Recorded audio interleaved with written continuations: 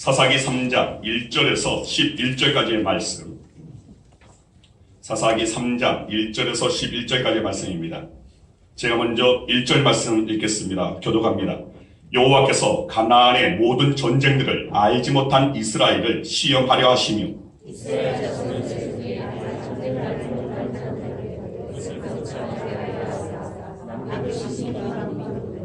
블레셋의 5 군주들과 모든 가나안 족속과 시돈 족속과 바알 헤르몬 산에서부터 하맛 입구까지 레바논 산에 거주하는 휘위 족속이라.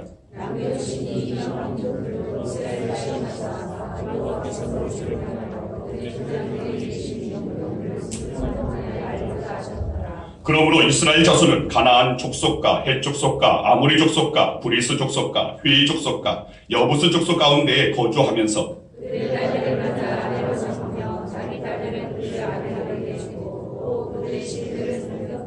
이스라엘 자손이 여호와의 목전에 악을 행하여 자기들의 하나님 여호와를 잊어버리고 바알들과 아세라들을 섬긴지라.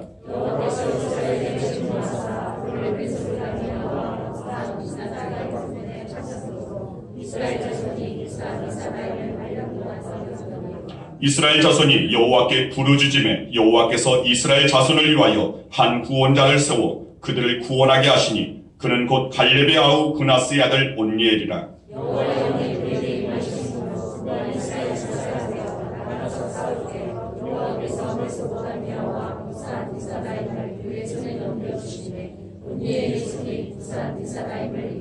다같이 그 땅이 평온한 지 40년에 그나스의 아들 온니엘이 죽었더라. 아멘. 기도하겠습니다.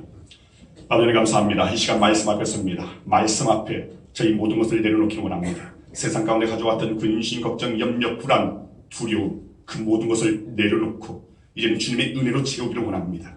저희들이 주님의 그 은혜로 채워져서 저희의 영이 소생할 때에 주님 그 모든 것을 주님 이길 수 있고 모든 장애물을 뛰어넘을 수 있는 줄 믿사오니 이 시간 성령께서 함께하여 주셔서 우리 모든 성도들이 말씀 가운데 주님의 뜻을 분별케 하여 주시고 말씀 가운데 이제는 하나님만을 바라보며 믿음 가운데 힘차게 전진하는 우리 양원교회 모든 성도들 되게 하여 주셔서 이 시간 성령께서 강단 위아래 동일하게 출장하여 줄 줄 믿고 감사드리오며 사랑 많으신 예수 그리스도 이름으로 기도드리옵나이다. 아멘.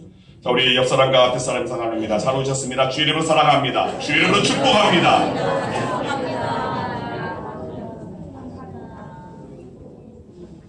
언제 우리가 사랑의 기도를 나눌 때 주님의 은혜 오늘 사고 흐르고 넘치게 될 줄 믿습니다.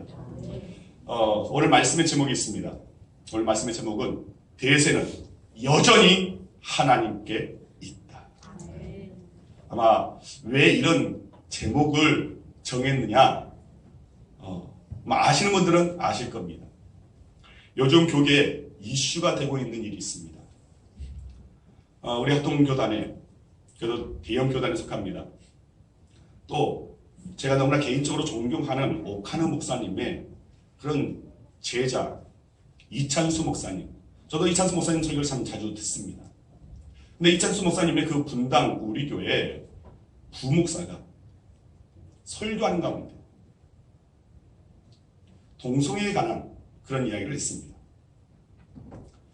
자, 이 동성애에 관한 이야기를 이렇게 하면서 대세는 이미 넘어갔다. 이런 말로 동성애를 옹호한 듯한, 이제 인정하자라는 듯한 그런 말을 했습니다. 그리고 동성애자들을 비난하는 것은 꼰대짓이다라고 그렇게 표현을 했습니다. 아까 우리 대표기도한 우리 전영구 집사님 특별하게 하나님께서 사명을 주셔서 정말 세상의 그 지략인 특별히 이 말세 가운데 모든 이 점점 많은 이들에게 사실 이 동성애가 전체 인구의 3%에 속하는 적은 미미한 수입니다. 그런데 그 3%가 거기에 동조하는 오늘 그 97%의 점점 그 영혼을 갉아먹고 있다는 사실을 우리는 알아야 됩니다. 자, 이것은 제가 동성애자를 비판하는 것이 아닙니다. 동성애가 죄라는 것을 말하는 겁니다. 동성애는 명백한 죄입니다. 동성애자는 우리가 긍휼히 여겨야지 어쩌다가 저 악한 그런 죄 가운데 들어갔는지. 자, 사람은 미워해서는 안 됩니다. 그러나 죄는 분명하게, 명확하게 죄라고 말할 수 있어야 됩니다. 그래서 우리 특별히 우리 전영근 사님이 오늘 그런 특별한 달란트, 특별한 사명을 하나님께 주셔서 우리 집사님이 기도할 때마다 우리 동성애를 항상 경계하는 오늘 그런 기도를 하십니다. 자, 이 동성애, 명백한 죄임에도 불구하고 또 특별히 사명받는 자들을 정말 어떻게 하든 그 죄가 확산되지 않고 그 동성애로 말미암아 결국에는 차별법이 통과가 되면 결국에는 이제는 교회에서의 그 복음을 전하는 것 또한 제약을 당할 수밖에 없습니다. 이제는 예수 믿으라고 말할 수도 없습니다. 왜요? 그것이 타종으로 더 차별하는 것이 되는 것이고 그래서 자유를 억압하는 것이라고 되어서 결국은 유럽 각 교회마다 처음에는 그 3%의 그 동성애를 인정하고 허용하고 그러면서 결국에는 어떤 지경이 이르렀느냐? 여러 교회들이 술집으로 바뀐다거나 어떤 사교장이 되어버린다거나 교회가 교회로서의 기능을 하지 못하고 그저 십자가만 달려있는 아무도 없는 폐허 같은 그런 건물이 됩니다. 그런 경우가 허다합니다. 그런데 우리나라도 지금 그런 가정 가운데 있기 때문에 우리는 이것을 경계할 수 있어야 됩니다. 저는 그 분당 우리 교회 그 부목사가 한 말, 대세는 이미 넘어갔다. 저는 이 말을 반대합니다. 대세는 여전히 주님께 있습니다. 저는 여러분들이 이것을 꼭 기억했으면 좋겠습니다. 대세는 언제나 주님의 손에 있습니다. 하나님의 계획 가운데 있습니다. 하나님의 섭리 가운데 있습니다. 단 저와 여러분들이 어느 편에 설 것이냐, 세상의 제약 가운데 그것을 용인하고 받아들이고 수용하고 그것을 인정해버리는 거예요. 오늘 말씀을 통하여서 대세는 여전히 주님께 있음을 확신 가운데 거하는 우리 양호기 모든 성도들 되어지길 소망합니다. 오늘 본문 7절 8절 말씀을 보면 이스라엘 전체가 제약 가운데 깊이 물들어 있었습니다. 그들이 범했던 악행은 하나님을 잊어버렸습니다. 그리고 우상을 섬겼다는 것입니다. 자, 7절 말씀을 다 같이 한번 읽겠습니다. 7절 말씀 같이 읽습니다. 이스라엘 자손이 여호와의 목전에 악을 행하여 자기들의 하나님 여호와를 잊어버리고 바알들과 아스라들을 섬긴지라.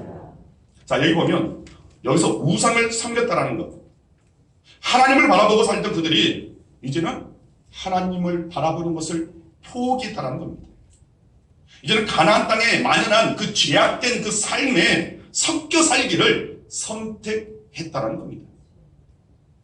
원래 이스라엘 백성들은 하나님만을 바라보며 하나님께만 영향을 올려 드려야 할 선택된 민족이었습니다. 그런데 그 하나님을 바라보던 삶을 포기하고 가나안 땅에 있는 지역의 사람들과 섞여서 사는 것을 이제는 선택했다는 겁니다. 그들과 똑같은 모습으로 살고자 원했습니다. 하나님은 이것이 이스라엘의 죄다라고 말씀하고 있는 겁니다. 여러분 한번 생각해 보시길 바랍니다. 하나님께서 이스라엘 백성들에게 소원하는 것, 아니 저와 여러분들에게 소원하는 것, 그것이 무엇이겠습니까? 그거는 결코 복잡한 것이 아닙니다. 하나님께서 저와 여러분들에게 소원하는 것은, 이스라엘 백성들이 바라시는 것은 우리가 잠잠히 주를 바라보는 것, 잠잠히 하나님만을 바라보는 것, 하나님께 소망을 두고 모든 문제의 답은 하나님께 있고 모든 인생의 그 참된 길은 주님께 있음을 알고 주님만을 앙망하며 바라보는 것, 이것이 저와 여러분들을 향한 하나님의 소원이라는 겁니다. 그렇다면 하나님께서 가장 싫어하는 것이 무엇이겠습니까? 성경 말씀 가운데서 하나님께서 싫어하는 것을 우리는 알아야 됩니다. 그것이 무엇이냐면 그것은 우리가 세상 사람들과 다르게 살지 않는 것을 말합니다. 그것을 하나님께서 싫어하십니다. 다르게 살기는커녕 그들과 같아지는 것, 세상 사람들과 같아지는 것, 이것은 하나님께서 싫어하십니다. 거룩을 잃어버리는 것, 하나님께서는 싫어하십니다. 구별되지 못하는 것, 오늘 우리들이 세상과 구별되게끔 택함 받았는데 구별할 수 없게끔 세상의 죄악과 섞여져 버리는 것, 이것을 하나님께서 원치 않으신다는 겁니다. 하나님께서는 이스라엘 백성들을 불쌍히 여기셔서 애굽 땅에서 그들이 정말 그 고역 가운데 있는 이스라엘 백성들을 구원하여 주시고 원하셨습니다. 그리고 모세를 통해서 결국은 출애굽 시키셨습니다. 그리고 하나님은 이스라엘 백성들을 무려 40년간 광야 생활을 통해서 그들이 새로워지기를 원했습니다. 물론 40년 애굽에서 가나안 땅에 이르는 거리가 일주일이면 충분히 갈 수 있는 거리, 아니 빠른 걸으면 사나흘이면 충분히 갈 수 있는 거리임에도 불구하고 무려 40년 동안 걸렸다는 것은 단순히 이스라엘 백성들이 그들이 가나안 땅을 차지할 만한 그릇이 못 되어서 단순히 그들이 죄악 가운데 행해서만은 아닐 겁니다. 물론 그들이 죄악 가운데 하나님을 믿지 아니하고 불순종하고 결국은 이 세상 것으로 이게 섞여져 버리는 오늘 그것으로 말미암아 하나님께서 그 40년을 그 기간을 두셨지만 그러나 그 과정 가운데서 하나님의 목적은 있었다는 겁니다. 그 목적은 이스라엘 백성들을, 하나님의 사람들을 훈련시키시기 위함이었습니다. 그들을 훈련시키셔서 하나님께서 무엇을 원하셨기에 그들을 훈련시켰습니까? 훈련은 반드시 목적이 있습니다. 하나님께서 이 40년의 그 광야 생활 동안 이스라엘 백성들을 특별 훈련시키시면서 그들에게 보여주신 것들이 참 많습니다. 홍해가 갈라지는 것을 그들이 보게 하셨습니다. 그리고 하늘에서 만나가 내리고 메추라기가 내리는 것도 시험하게 하셨습니다. 구름기둥, 불기둥으로 때로는 그늘로, 때로는 난방으로 저들을 보호하여 주신 것, 그리고 인도하여 주신 것을 경험케 하셨습니다. 또 전쟁을 하는데 모세가 손을 들면 아말렉 족속과 싸움에서 승리하고 또 손을 내리면 지기도 하는, 그리고 결국 바사랑 옥과 아모리 왕 시온을 쳐서 물리치기도 하는 그런 놀라운 승리를 또한 맛보기도 하셨습니다. 굉장한 사건들을 하나님께서 보여주셨습니다. 이스라엘 백성들은 전쟁이라고는 한 번도 해본 적이 없었습니다. 그런데 이스라엘 백성들이 막대기만 가지고 아말렉 족속과 싸워서 이겼다는 것은 이건 엄청난 기적입니다.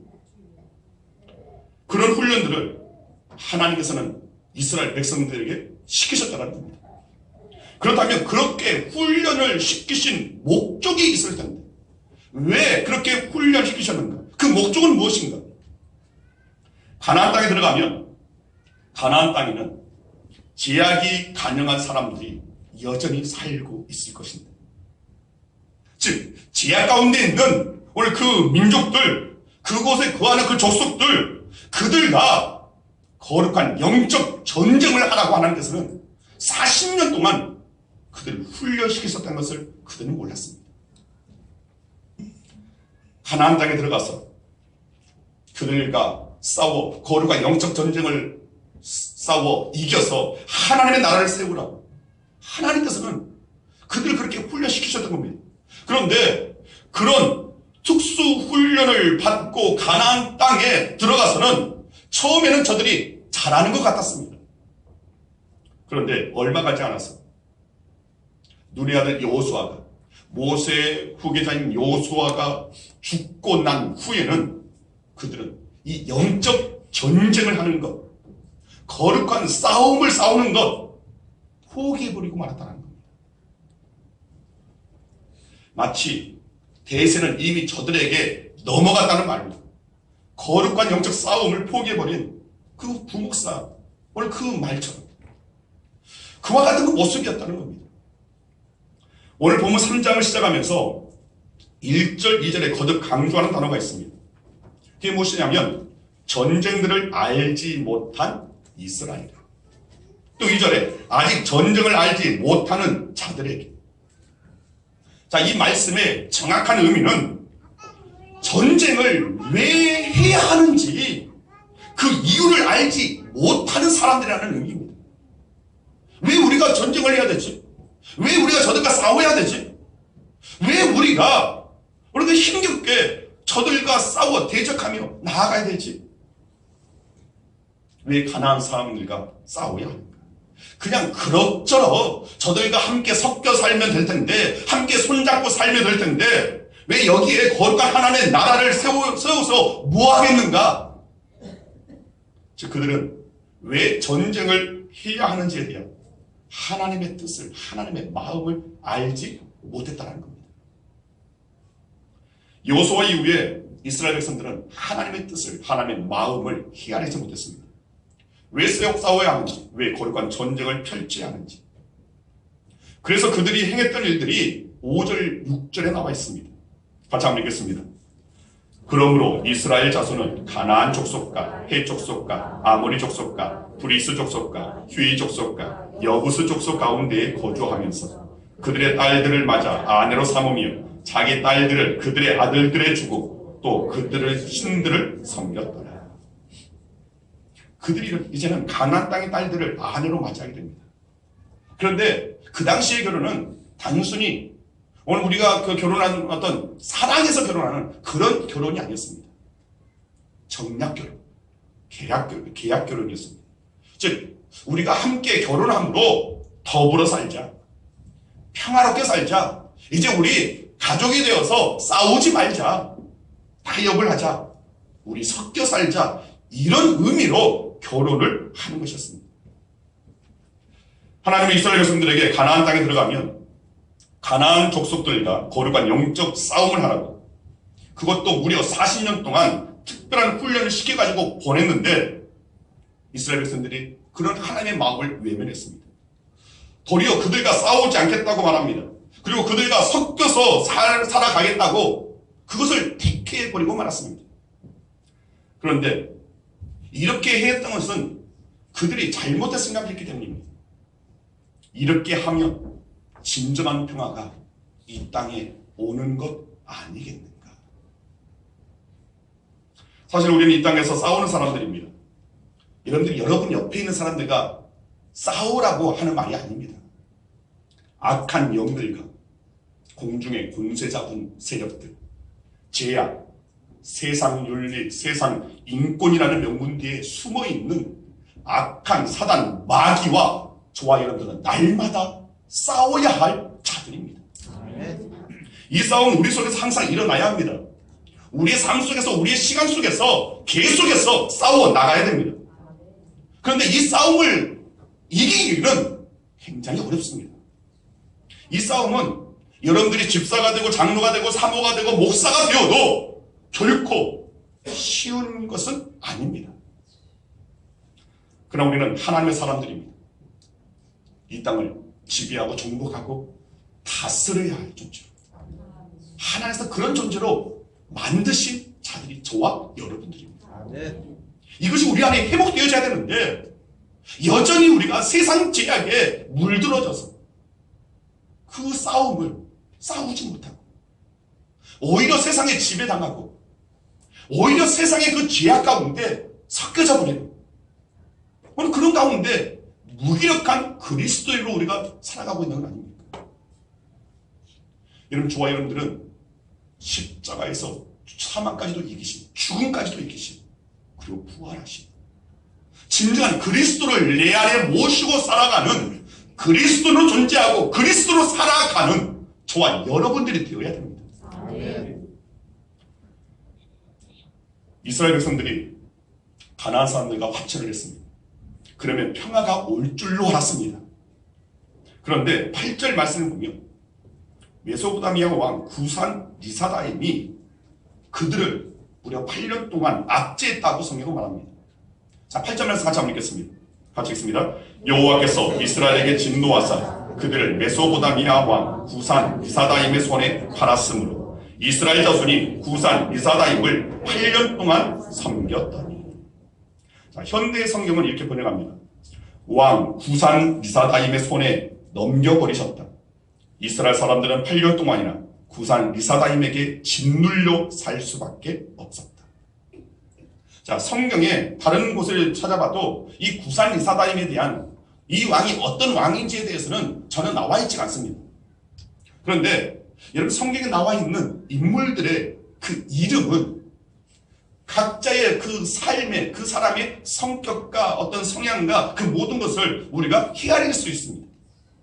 자, 그 이름을 보면, 자, 구사는 이름입니다. 그리고 리사다임은 별명입니다. 자, 이 리사다임의 의미는 두 배나 악하다라는 의미가 있습니다. 그러니까 구산 리사다임이라는 그 말의 의미가 두 배나 악한 놈 구산. 이 구산이라는 왕이 두 배나 악한, 다른 어떤 것보다도 악한 왕이었다는 겁니다. 자, 이 가나안 사람들은 전쟁이 싫어서, 싸우는 것이 싫어서 이 가나안 족속들과 화친하려고 했습니다. 그런데 그 결과가 어떠했냐? 그것보다 배나 더 악한 구산 리사다임한테 이제는 지배를 받게 되었다는 겁니다. 이 구산 리사다임에게 8년 동안 죽음보다 더한 고통을 당합니다. 여우를 피해서 도망쳤더니 사자를 만나버립니다. 자기들 힘으로 어떻게 해보면 이렇게 하면 저렇게 하면 화평이 오고 평화가 올 줄 알았는데 이것이 바로 인간의 지혜요, 이것이 처세라고 생각했는데 그게 아니었다는 겁니다. 자신의 생각과 자신의 기준, 자신의 판단력이 결국 도리어 더 큰 고통을 불러왔습니다. 배나 악한 자를 만나게 된 겁니다. 맞습니다. 우리의 삶에 원인 없는 고통 있을 수 있습니다. 또 우리의 삶에 염려가 오고 걱정이 오면 오늘 그럴 때에 우리는 한번 돌이켜볼 수 있어야 됩니다. 원인 없는 고통이 찾아올 수도 있지만 대다수의 고통과 슬픔과 사건은 거의 대부분이 원인이 있습니다. 그 원인이 무엇인가를 우리 생각해 볼 수 있어야 됩니다. 내가 죄악과 싸우는 싸움을 이전에 포기해버린 것 아닌가? 도망하지 않은 것이 아닌가? 어쩌면 그동안 우리의 거룩하지 못한 삶이 쌓이고 쌓여서 지금 내게 고통으로 슬픔으로 찾아온 것 아닌가? 우리는 우리의 인생 가운데 찾아오는 그 모든 것들을 한 번은 주님의 시선으로 왜 내게 이와 같은 일을, 이걸 우리는 한번 생각해 볼 수 있어야 됩니다. 지금은 소천했지만 세계적인 영성학자인 프란시스 세프라는 분이 계셨습니다. 자, 이분이 이런 말을 했습니다. 21세기는 절망의 선을 넘었다. 다시 말하면 21세기는 절대로 넘어서는 안 되는 선을 넘어버린 시대라는 겁니다. 왜 우리가 이렇게 고통을 당하고 있는가? 그것은 절망의 선을 넘었기 때문인 겁니다. 그런데 그가 말하는 이 절망선이라는 것이 무엇입니까? 그것은 기본적인 양심의 선이었습니다. 그러니까 21세기는 기본적인 양심의 선을 넘어섰다는 겁니다. 그 기본이 무엇입니까? 창조 질서의 선을 넘어섰다는 겁니다. 이것이 바로 지금 행해지고 있는 동성애와 같은 제약입니다. 하나님을 믿는 사람이든 믿지 않는 사람이든 예수 그리스도를 영접한 사람이든 영접하지 않은 사람들이든 기본적인 양심은 다 있습니다. 그런데 어느 순간 21세기에 들어와서 그 기본적인 양심의 그 선까지도 넘어서 버린, 그것이 바로 지금의 우리의 현실이라는 겁니다. 그러면서 이런 사람들이 이렇게 말합니다. 안 들키면 되지. 나만 바르게 산다고, 나만 법대로 산다고, 나만 선하게 산다고, 그러면 나만 바보지. 이렇게 대다수 사람들이 생각한다는 겁니다. 이런 말로써 결국은 절망의 선을 넘어서는 거예요. 결국은 죽음의 그 문턱에 이를 수밖에 없는, 영원한 그 사망 가운데 이를 수밖에 없게 되었다는 겁니다. 이스라엘 백성들도 그 절망에서 기본적인 양심의 선을 넘어서니까 평화와 행복과 화목이 찾아온 것이 아니라 더 악한 극심한 고통이 찾아왔다는 겁니다. 자, 그렇다면 우리는 이 고통을 어떻게 해결할 수 있습니까? 이미 절망의 선을 넘어섰다고 하는데 이 상황 가운데서 저와 여러분들, 믿음 가운데 있는 자들, 그리스도인들 어떻게 해야 됩니까?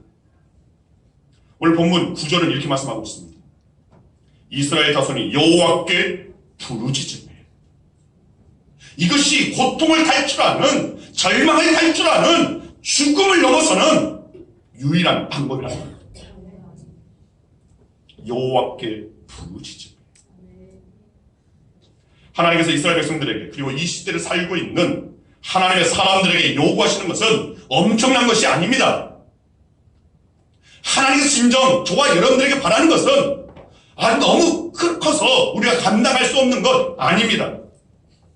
하나님께서 이스라엘 백성들에게 원하시는 것, 그리고 이 시대를 살고 있는 저와 여러분들, 이 시대의 그리스도인들에게 하나님께서 원하시는 것은 하나님을 바라보면서 하나님께 부르짖는 것. 주님, 이 땅에 문제를 해결할 분은 오직 주님밖에 없습니다. 인생의 답은, 인생의 길은 오직 주님께만 있을 뿐입니다 하면서 주님 앞에 나아가는 것, 주님께 매달리는 것, 이것이 유일한 방법이라는 겁니다. 하나님, 내 방법으로는 안 됩니다. 하나님, 이제는 이 땅을 고쳐주시옵소서. 폐역한 이 땅의 모든 죄를 도말하여 주시옵소서라고 하나님께 매달리는 것, 주님께 아뢰는 것, 이것이 저와 여러분들의 유일한 방법이라는 겁니다. 이스라엘 백성들은 하나님 앞에 내려놓고 기도했습니다. 그랬더니 하나님께서는 어떤 대책을 세워주셨는가? 자, 오늘 본문 9절 말씀 같이 한번 보겠습니다. 9절 말씀 같이 읽습니다. 이스라엘 자손이 여호와께 부르짖으며 여호와께서 이스라엘 자손을 위하여 한 구원자를 세워 그들을 구원하게 하시니 그는 곧 갈렙의 아우 그나스의 아들 온니엘이라. 자, 이 말씀 보면 한 구원자를 세웠다라고 분명히 나와 있습니다. 그런데 여러분 한번 생각해 보시길 바랍니다. 우리가 생각할 때 한 사람의 힘이 무슨 영향력이 있겠어?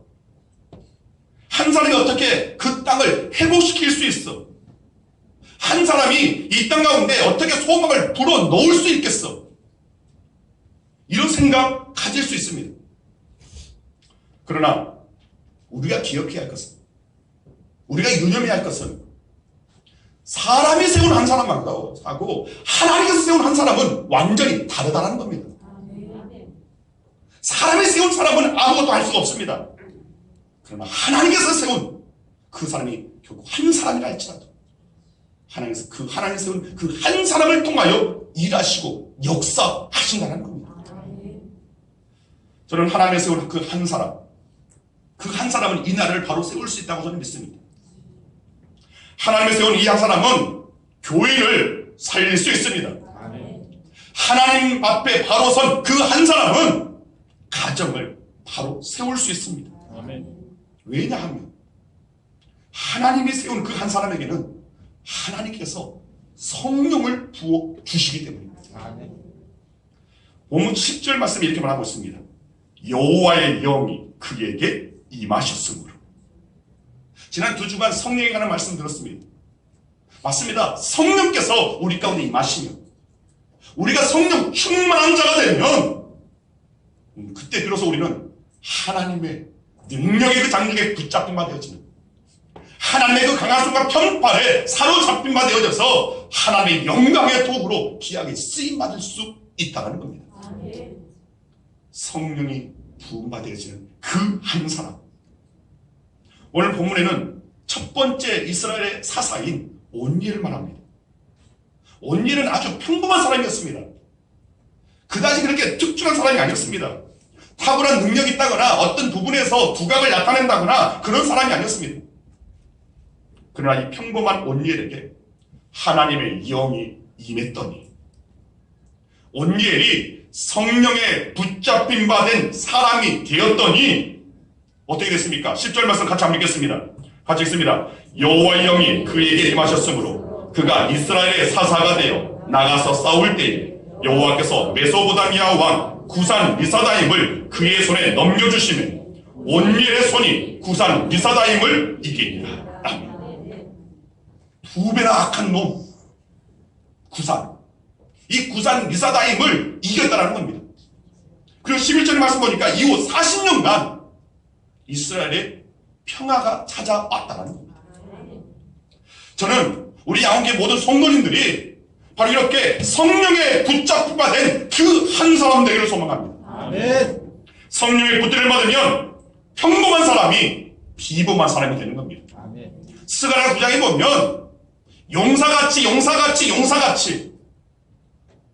용사가 아닌데 하나님께서 용사같이 쓰신다는 겁니다. 지극히 평범한 자인데 성령의 붙잡힘 되면 용사로 사용되어진다는 겁니다.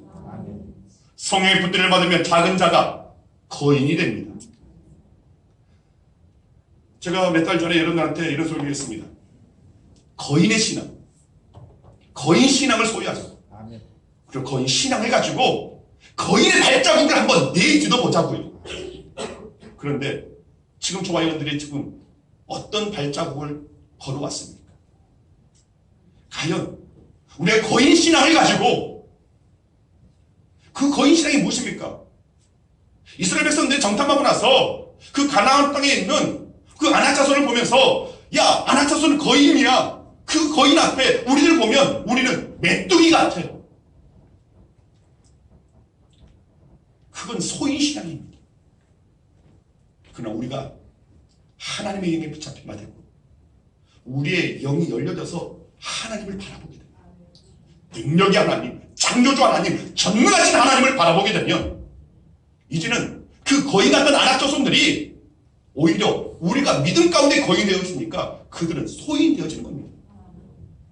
이 거인 신앙을 소유하자고 말씀드렸습니다. 그리고 그 거인 신앙 가지고 거인의 발자국을 내딛자. 그런데 우리는 여전히 소인으로 나아갑니다. 여전히 작고 작은 그런, 나는 부족해, 나는 연약해, 나는 미천해, 내가 무엇을 할 수 있어 하면서 그저 소심한 발자국을 내딛습니다. 여러분, 우리 안에 다시금 회복해야 할 것은 거인 신앙입니다. 세상의 제약이 아무리 가능하다 할지라도 여러분, 대세가 넘어간 건 아닙니다.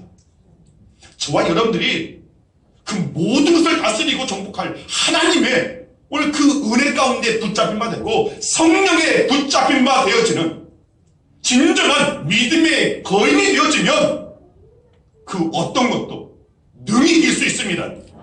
그 어떤 세상의 제약도 능히 승리할 수 있습니다.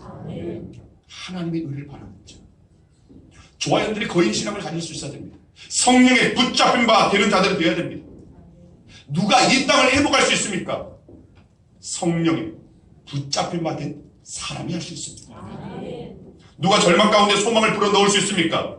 누가 우리 교회에 희망을, 소망을 불어넣어줄 수 있습니까? 누가 이 땅에 눈물을 닦아주면서 절망에서 소망으로 그 마음에 그 소망의 씨앗을 뿌려놓을 수 있습니까? 그것은 성령에 붙잡힌 바 된 사람만이 할 수 있는 일입니다. 저는 우리 성도님들 바로 이 성령에 붙잡힌 바 되기를 소망합니다. 하나님의 거룩한 영이 부음바 되어져서 성령 충만한 여러분의 그 공동체를 바로 세울 수 있는, 여러분의 직장 공동체, 여러분 어떤 모임의 그런 공동체마다 여러분은 성령에 붙잡힌 바 된 한 사람 한 사람 말미암아 그 공동체가 바로 되어지는 그런 은혜가 있기를 소망합니다. 바로 저와 여러분들이 성령에 붙잡힌 바 된다. 여러분, 이 땅은 소망이 있습니다. 하나님께서는 여전히 이 땅 곳곳에 그런 성령에 붙잡힌 바 된 사람들을 찾으셨고 그리고 택하셨고 그들을 세우고 계십니다. 여전히. 그러하기 때문에 대세가 넘어갔다고요? 아닙니다. 여전히 대세는 하나님께 있습니다. 여전히 하나님께서는 성령에 붙잡혀 있는 한 사람 한 사람을 통하여 주님의 뜻을 이루고 계신다는 겁니다. 저는 여러분 모두가 바로 이렇게 성령에 붙들림 받으시기를 축복합니다. 그런데 여러분, 때때로 사단이 주는 마음 가운데, 아, 주님, 저는 볼품 없습니다. 저는 가난합니다. 저는 무식합니다. 저는 달란트도 없습니다. 그러나 하나님께서는 달란트를 보고 그들이 갖고 있는 물질을 보고 그들이 갖고 있는 확식을 보고 그 사람을 사용하시지 않습니다. 하나님은 성령에 붙들림 받은 그 사람을 사용하십니다. 하나님의 약속을 믿고 하나님의 언약 가운데 바로 서서 성령의 붙잡기가 되어 성령 충만함으로 나아가는 자들, 그들을 하나님께서는 사용하십니다. 그럴 때 그 사람들을 통하여서 가정이 회복되고 교회가 회복되어지는 이 땅에 소망이 찾아온다는 겁니다. 9절 말씀에 이스라엘 자손이 여호와께 부르짖으며,